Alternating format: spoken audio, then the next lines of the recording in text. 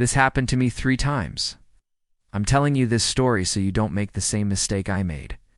So, 3 years ago, I was living in a small apartment all by myself. One day I was brushing my teeth and I noticed there was a second toothbrush in the holder.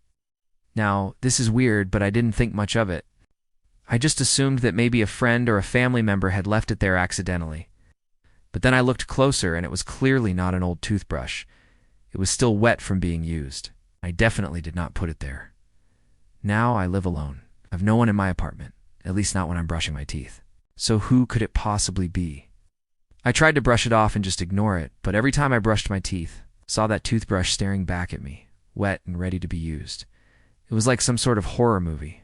Can't get rid of the monster, no matter how hard you try. And then I tried to throw it out. I took it out. I looked around to make sure no one was watching. And then I threw it in the trash can. Even took out the trash that day so no one would ever find it, but guess what? It's the very next day, there it was again. Clean and dry, waiting for me in the toothbrush holder. So naturally, I was freaked out. I mean, how does a toothbrush just magically reappear? I was about to call the exterminators because I was certain that someone was living in my bathroom and using my toothbrush.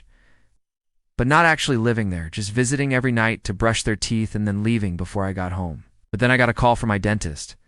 My toothbrush must have gotten wet in the sink somehow, he said.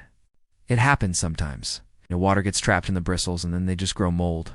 Oh, okay, that makes sense, I thought.